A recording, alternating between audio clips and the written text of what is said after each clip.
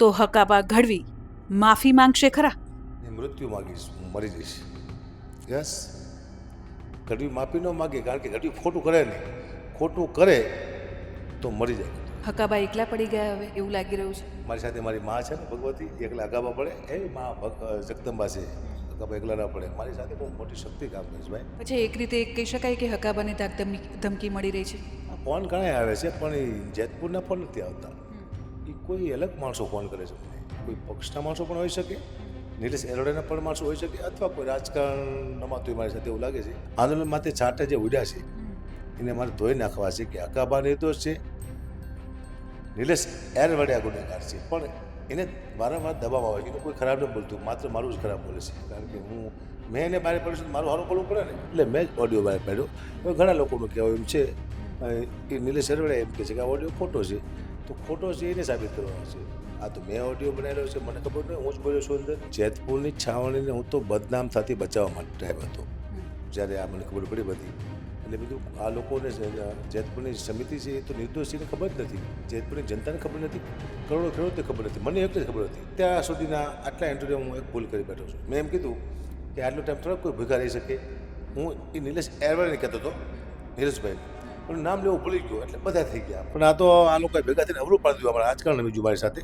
કાંઈ વાંધો નહીં, હું સત્ય શું સત્ય સાબિત કરી રહી છું. અને હજી સમિતિ આવે તો હજી ઘણું બધું આપી શકું છું. મારો મુદ્દો એ છે, એક વ્યક્તિને મારો ફોટો પાડવાનો હતો, ખુલ્લો પાડવાનો હતો, એ ગદ્દારી કરતો હતો, એને મેં ખુલ્લો પાડી દીધો, તો મને જશ મળવો જોઈએ. જેતપુરવાળાએ મને ધન્યવાદ આપવો જોઈએ, એને બદલે આ લોકો મને ગાળ્યું દેવા માંડ્યા.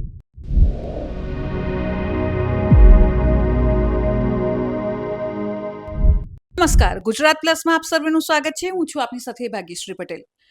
શું આંદોલનની આડમાં કરોડોનું સેટિંગ થઈ રહ્યું છે, કોઈ મોટી ડીલ થઈ રહી છે? અને એટલા માટે મારે કહેવું પડી રહ્યું છે કારણ કે એક વાયરલ ઓડિયોના કારણે આખા ગુજરાતમાં તોફાન મચાવી દીધું છે અને સૌ કોઈ જાણવા માંગે છે કે આખરે સત્ય શું છે. કારણ કે જે રીતે નિલેશ એરવડિયા પણ કહી શકાય કે જે રીતે હકાબાની ઓડિયો ક્લિપ વાયરલ થઈ ત્યારબાદ કહી રહ્યા છે કે આ જે આક્ષેપો મારા પર થઈ રહ્યા છે તે ખોટા છે. એક તરફ હકાબા પોતે કહી શકાય કે જે પુરાવા સાથે કે આ ઓડિયો એમનો જ છે તે સાથે મીડિયા સમક્ષ પણ આવ્યા અને તેઓએ પુરાવા પણ રજૂ કર્યા હતા. ત્યારે હવે સત્ય શું છે સૌ કોઈ જાણવા માંગે છે અને તેટલા જ માટે ગુજરાત પ્લસ સાથે હાલમાં હકાબા ઘડવી કે જેઓ પોતે લોક સાહિત્યકાર છે તેઓ અમારી સાથે જોડાયા છે. હકાબા, આપનું ખૂબ ખૂબ સ્વાગત છે. ધન્યવાદ. હકાબા, સૌથી પહેલો સવાલ એ જ થાય કે જે આ વાયરલ ઓડિયો છે, ગુજરાત પ્લસમાં આપ પહેલી વાર આવ્યા છો, ત્યારે ગુજરાત પ્લસની સાથે સાથે ગુજરાત પ્લસના જેટલા દર્શકો આપને જોઈ રહ્યા છે તે જાણવા માંગે છે ખરેખર શું છે હકીકત, અને આ ઓડિયો જે છે એ આપનો જ છે? આ ઓડિયો મારો જ છે. એક વ્યક્તિને ખુલ્લો પાડવા માટે થઈને ઓડિયો મેં બનાવ્યો છે, મેં જ બનાવ્યો છે પોતે જ તે.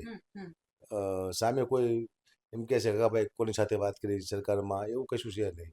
આ ભાઈએ કીધું કે આટલા પૈસાની માંગ છે આપણી, અને હું સ્તબ્ધ થઈ ગયો. બધું આટલા બધા પૈસાની માંગ કરે છે, આમાં મારે કોને કહેવું. પણ હવે મારી પાસે કોઈ પ્રૂફ હતું નહીં, એટલે મેં જ ફોન કર્યો અને કીધું કે એક જગ્યાએ વાત થઈ છે. કોઈ જગ્યાએ છે જ નહીં, એવું કોઈ વ્યક્તિ છે જ નહીં. માત્ર આને ખુલ્લો પાડવા માટે, કારણ કે સમાજ સાથે દગો થતો એવું લાગ્યું, ખેડૂત સાથે દગો થતો એવું લાગ્યું, અને ગુજરાતી જનતા સાથે દગો થતો એવું લાગ્યું મને. એટલે મેં જ ઓડિયો બહાર પાડ્યો. હવે ઘણા લોકોનું કહેવું એમ છે, એ નિલેશ એરવડિયા એમ કહે છે કે આ ઓડિયો ખોટો છે. તો ખોટો છે એને સાબિત કરવાનો છે. આ તો મેં ઓડિયો બનાવેલો છે, મને ખબર નહીં, હું જ બોલ્યો છું અંદર. આ લેવડ દેવડની વાત થાય છે, હું ખુદ બોલું છું અંદર. મારી સામે નિલેશ એરવડિયા છે, તો મારે સાબિત ન કરવાનું. બરાબર, જે કોઈને ખોટું લાગતું હોય એ એફએસએલ કરાવીને સાબિત કરી લો તમે. હું ખોટો પડું તો હું તો મૃત્યુદંડ માગું છું. હું એવું નહીં કે મને સજા થાય, હું તો હાથે મરી જાઉં ખોટો પડે એટલે, ઓડિયો પડે એટલે ખોટો. એટલે હું કોઈ ખોટું બોલતો નથી, એટલે ઓડિયો સાચો છે. બિલકુલ હકાબા, સાથે જ લેટેસ્ટ અપડેટની જો હું વાત કરું, આપે પુરાવા આપ્યા, મીડિયા સમક્ષ આવ્યા અને આપે અત્યારે પણ કહ્યું કે આ ઓડિયો મારો જ છે, બરાબર. પરંતુ જેતપુરની સમિતિ એવું કહી રહ્યું છે, જેતપુર છાવણી સમિતિવાળા, કે જે રીતે અહીંયા આવ્યા અને છાવણીને બદનામ કરવાનો પ્રયત્ન હકાબા કરી રહ્યા છે, આ મુદ્દે હકાબા કયા પ્રકારના ખુલાસા ગુજરાત પ્લસ સામે કરવા માંગે છે? જેતપુરની છાવણીને હું તો બદનામ થતી બચાવવા માટે ટાઈપ હતો. જ્યારે આ મને ખબર પડી બધી, એટલે બધું આ લોકોને જેતપુરની સમિતિ છે એ તો નિર્દોષીને ખબર જ નથી, જેતપુરની જનતાને ખબર નથી, કરોડો ખેડૂતને ખબર નથી, મને એકને જ ખબર હતી કે એક વ્યક્તિ આખા આંદોલનને તોડવા માંગી રહ્યો છે. એટલે એક પુરાવો તો આપું. એટલે ઓડિયો મને ના પાડી આવવાની કે તમે આવશો નહીં અહીંયા. વારંવાર મેં ઓડિયો મૂક્યો હતું, મને જેતપુરની છાવણીમાં આવવા ના પાડે છે. તો મને એવું હતું કે સમિતિ મારો કોન્ટેક કરશે. મેં ઘણીવાર કીધું કે મારી પાસે પુરાવા પણ છે મીડિયામાં, પણ કોઈ મારો કોન્ટેક ન કર્યો.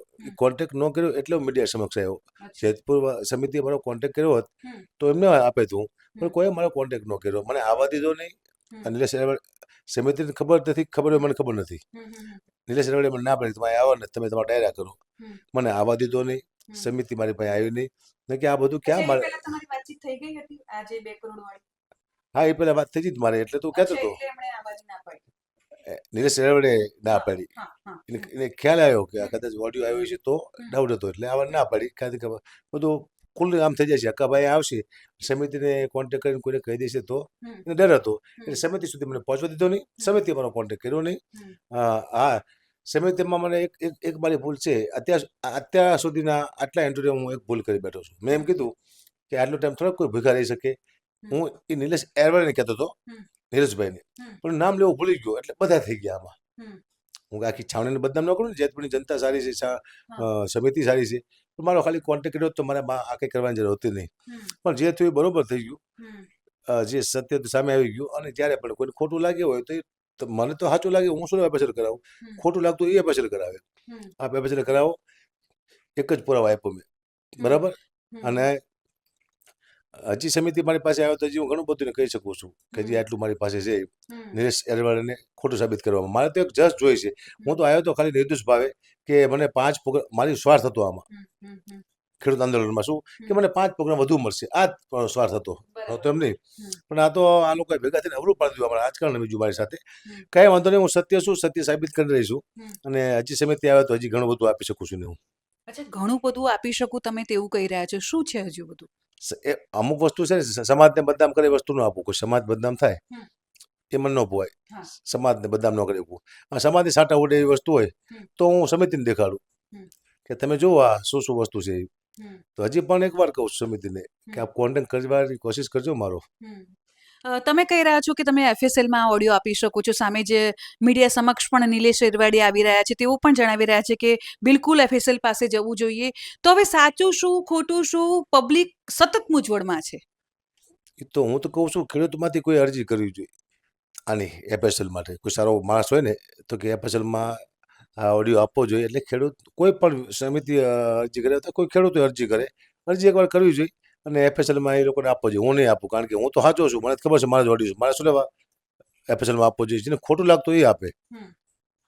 બરાબર છે. ઓકે, એટલે હવે જે રીતે ઓડિયો વાયરલ થયો, આપ કહી રહ્યા છો કે 1 કરોડની મને ઓફર કરી હતી, સાથે જ નિલેશભાઈ કહી રહ્યા હતા 1 કરોડ એ પોતે લેશે, બરાબર. તો એ પછીની જો હું વાત કરું તો નિલેશભાઈ સાથે આપનો કોઈ કોન્ટેક્ટ થયો? તેમણે કહ્યું કે આ બધું તમે ખોટું કરી રહ્યા છો, આમ નથી કરવાનું, આ કંઈ પણ વગેરે વગેરે કંઈ પણ વાતચીત આપની થઈ ખરા? ના, હવે જો એમ બુદ્ધિ હોય તો એને મારો કોન્ટેક્ટ ન કરવો જોઈએ. ઘણી એમ કહે છે કે અકાબા મારા મિત્ર છે, જેતપુર વાળા પણ એમ કહે છે અકાબાનો મિત્ર છે. અરે ભાઈ, મને કોઈ પણ ફોન કરે ને પ્રોગ્રામનો, પછી હું સ્ટેજમાં જાઉં તેમ જ કહું કે આ ભાઈ વ્યક્તિ છે મારા મિત્ર છે. હું તો બધાને મિત્ર કહું છું. એને કોઈ દી મળ્યો નથી મારો ક્યાંય ફોટો નથી, ક્યાંય અમે મળ્યા કોઈ પ્રૂફ જ નથી, અમે કોઈ દી મળ્યો જ નથી. નહીં મારા બધા તમે ફોન રેકોર્ડ ચેક કરાવો, કોઈ દીનો ફોનમાં નથી આવ્યો. આંદોલન શરૂ થયું ત્યારે મને ફોન કર્યો, ડાયરામાં આવવાનું છે, ડાયરામાં ગયો. એટલે મારે એની સાથે કોઈ મુલાકાત કરવી નથી, ભગવાન ન કરાવે. બિલકુલ. જો ખેડૂતો સાથે ખરેખર સોદાબાજી થતી હોય, હકાબા, ખેડૂતો સાથે જો કહી શકાય કે સોદાબાજી થતી હોય, તો મારે એ આપની પાસેથી સમજવું છે કે કોની સાથે સૌથી મોટો વિશ્વાસઘાત થઈ રહ્યો છે? શું લાગી રહ્યું છે આપને, કે સમગ્ર સમાજ સાથે વિશ્વાસઘાત થઈ રહ્યો છે કે ખેડૂતો સાથે થઈ રહ્યો છે? મોટો વિશ્વાસઘાત ખેડૂત માથે થઈ રહ્યો છે, ખેડૂત સાથે, અને સમાજ સાથે પણ થઈ રહ્યો છે. સમાજ જો સમજે તો, સમાજ થોડીક બુદ્ધિ દોડાવે તો બહુ મોટો વિશ્વાસઘાત સમાજ સાથે થઈ રહ્યો છે. મુદ્દો સમાજનો છે, આંદોલન તોડી નાખવો એવું એનું પ્લાન હતું. છે મારી પાસે પુરાવા. અચ્છા, આ સિવાય તમે કહી રહ્યા છો કે ઓડિયો ક્લિપ છે મારી પાસે, બરાબર. તો એ સિવાય કોઈ આધાર પુરાવા ખરા આપની પાસે કે આગામી સમયમાં જે એકદમ સ્પષ્ટ કરી દેશે કે હકાબા જ સાચા છે? હા, સ્પષ્ટ કરી દઈશ. મારો કોન્ટેક્ટ નહીં થાય, હજી સમિતિ કોન્ટેક્ટ નહીં કરે. અને મને હું એટલું તો બોલાવીશ સમિતિ પાસે કે ભાઈ નિલેશભાઈ ખોટા છે, હકાબા સાચા છે. એવા પુરાવા તો મારી પાસે છે હજી. પણ હકાબા તમામ દર્શકો જે જોઈ રહ્યા છે તે જાણવા માંગી રહ્યા છે. તમે કહી રહ્યા છો કે હજુ પણ એવા પુરાવા છે પણ તું મીડિયા સમક્ષ લાવવા માંગતો નથી જેથી કરીને સમાજ બદનામ થાય. હા થોડા ઘણા કંઈક હિન્ટ આપી શકો, કંઈક ગુજરાત પ્લસના માધ્યમથી આપ કંઈક કહેવા માંગતા હો. એટલે નિલેશ એરડિયાના નિલેશ એરડિયાના હિસાબે આખા સમાજને છાંટા ના ઉડે. કારણ કે અમુક વસ્તુ એવી હોય છે જે સમાજને નુકસાનકારક હોય છે. તો હું નથી ઈચ્છતો કે એના પોતાના સમાજને નુકસાન થાય. હું કોઈ સમાજને બદનામ કરવા માટે આવ્યો નથી આ દુનિયામાં. મારે કોઈને બદનામ કરવા નથી. મારો મુદ્દો એ છે કે એક વ્યક્તિને મારો ખોટો પાડવાનો હતો, ખુલ્લો પાડવાનો હતો, એ ગદ્દારી કરતો હતો, એને મેં ખુલ્લો પાડી દીધો.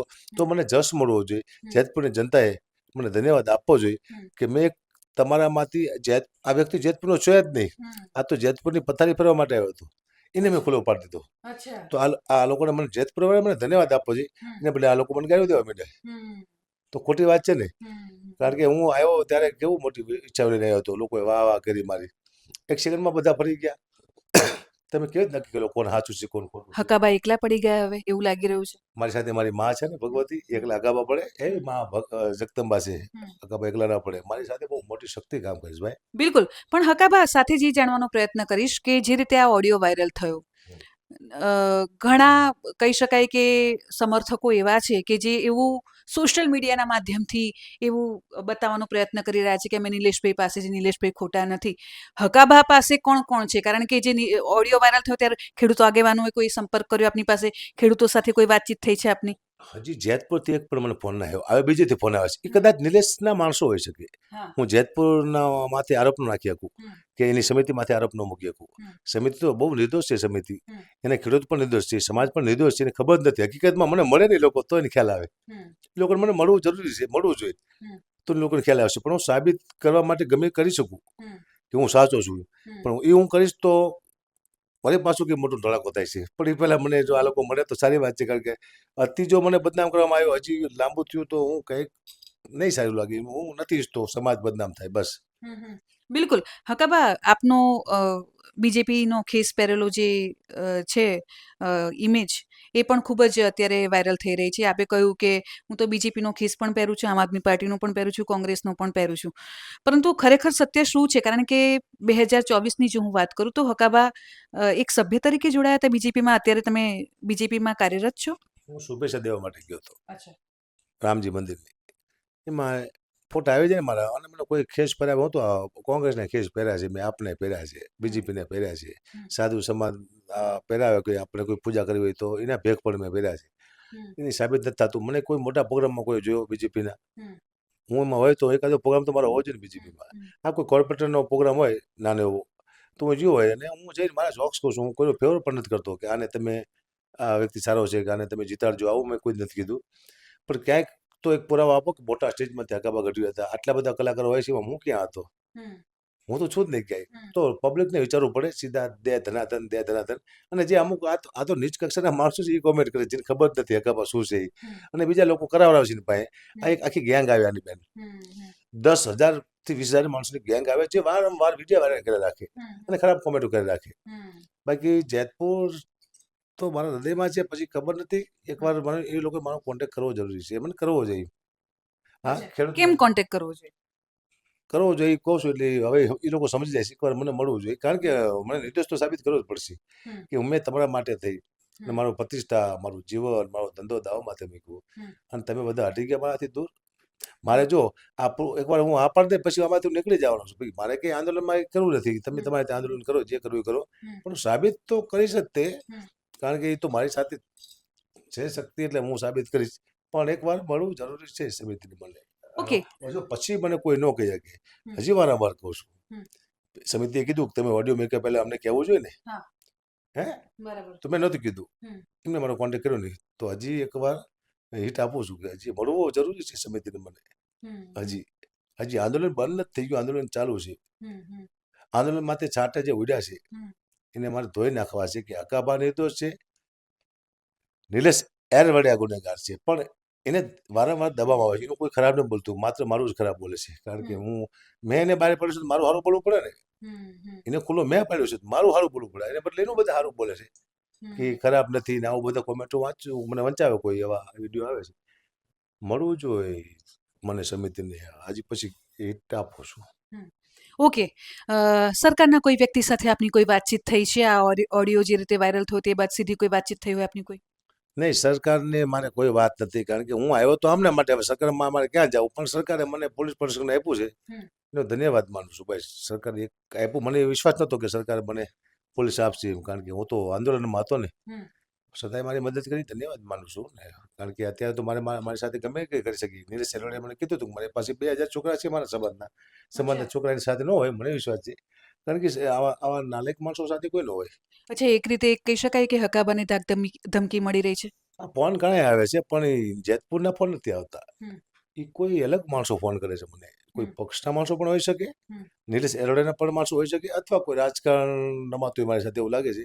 પણ ડર મૂકશું, ભય મૂકશું, મને કોઈ, મેં કીધું હતું કે ભાઈ હું તો મરવા માટે જ આવ્યો છું, જ્યારે આવ્યો ત્યારે મોતને લઈને હારે ફરું છું, મરવાની પરવા નથી. પરિવારની થોડીક ચિંતા રહે, હું ન હોય તો એની ચિંતા રહે, બાકી જય હો. ઓકે. સૌથી મોટો અને મહત્વનો સવાલ હું હવે પૂછવા જઈ રહ્યું છું, તેનો તમે સાચો જ જવાબ આપશો તેવી આશા સાથે આ સવાલ કરી રહી છું. હકાબા, જો આરોપો ખોટા સાબિત થાય તો હકાબા ગઢવી માફી માંગશે ખરા? ને મૃત્યુ માગીશ, હું મરી જઈશ. યસ, ગઢવી માફી ન માગે, કારણ કે ગઢવી ખોટું કરે નહીં. ખોટું કરે તો મરી જાય ગઢવી. ખોટું કરે છે ને પકડી જાય તો ગઢવી મરી જાય. મને સાબિત કરે છે, એજન્ટ સાબિત કરે છે, હું આવ્યો એમના ફેવરમાં, હવે મને બીજાના એજન્ટ સાબિત કરે, દુઃખ લાગે. હું ખોટો સાબિત ન થયો એનું કારણ છે કે હું સત્ય બોલ્યો છું. હું તો કહું છું બધા ભેગા થઈને આની જાંચ કરવી પડે, બધા ખેડૂતને ભેગા થઈને ઓડિયોને એકવાર એફએસએલમાં આપવો પડે, અને એકવાર આ બધું કરવું જરૂરી છે. ઓકે, તો પછી તમારા જે આરોપો છે તે સાચા સાબિત થાય તો નીલેશ એરવડિયા સામે હકાબા ગઢવી શું કાયદેસર કાર્યવાહી કરશે? એક ઇન્ટરવ્યુમાં, જ્યારે ઓડિયો મેં મૂક્યો નહોતો એના આગલા દિવસે નીલેશ એરવડિયાને ઇન્ટરવ્યુમાં પૂછવામાં આવે છે કે તમને તાક ધમકી આવે છે, તો નીલેશ એરવડિયા એમ કહે છે કે આ મને લાશ દેવાની લાલચ આપવાની કોશિશ કરે છે, પૈસા આપવાની કોશિશ કરે છે, મને ધાક ધમકી આવે છે.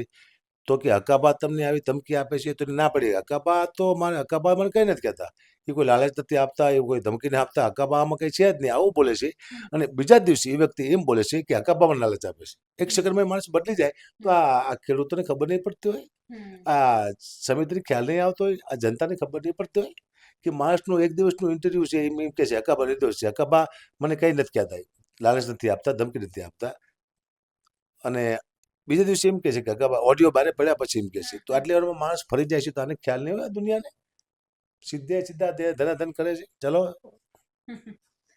ઓકે, ખેડૂતો આજે મૂંઝવણમાં છે. હકાબા, સવાલ એ થાય કે આખરે આ ખેડૂત જગતનો તાજ જેને આપણે કહીએ છીએ, વિશ્વાસ કોની ઉપર કરે? કોઈને માથે ન કરતા હું ખેડૂતને કહું છું, દુનિયામાં મને કોઈ સારું દેખાતું નથી. કારણ કે હવે કોઈ આવશે ને મારી જેવી હાલત થાય છે. કોઈ કલાકાર હવે મને નથી લાગતું કે આમાં એન્ટ્રી કરશે. જો થોડાક દિવસ મને જશ મળ્યો હોત તો બધા 10 દિવસ હાલ્યું હોત સારું. હકાબા સારા છે, ઓડિયા પડ્યા પછી મારું જો સારું બોલ્યા હોત તો કદાચ કલાકારો બધા આવે જ, મને વિશ્વાસ હતો એમ. પણ હવે સ્ટોપ થઈ ગયું. કોઈ સારો માણસ, કોઈ કલાકાર, હવે સારો માણસ કોઈ આમાં નહીં લે, કારણ કે આમાં તો બદનામી મળે છે, આમાં તો ક્યાં જશ મળે છે. ઓકે, પાર્ટ 3 ની શરૂઆત થઈ ગઈ છે. હવે તેઓ આંદોલન તો યથાવત રાખવાના જ છે. આ આંદોલન કેટલું સફળ રહેશે? કારણ કે આ રીતે ઓડિયો વાયરલ થઈ રહ્યો છે, હવે વિશ્વાસ કેવી રીતે કરશે લોકો? પાર્ટ 3, 4, 5 જે કરવું કરે. હવે હું આમાં ન આવું, હવે ક્યાંય નથી આવું. મારે તો હું નિર્દોષ સાબિત કરવાનું છે દીપાકાભાઈ. હવે 4, 5, 6 જે કરવું એમને કરે, મારો વિષય નથી, મારે અહીંયા જવું નથી, મારે કંઈ કહેવું નથી, બરોબર. હવે કેવું નથી મારે કોઈને કંઈ, કારણ કે બહુ સહન કરી લીધું, ભોગવી લીધું. સત્ય બોલવામાં તકલીફ પડે છે. આપણે નિર્દોષને અહીંયા હારો સાબિત કરે છે, હારાને નિર્દોષ સાબિત કરે છે, એવી આ દુનિયા છે. દુઃખની વાત છે.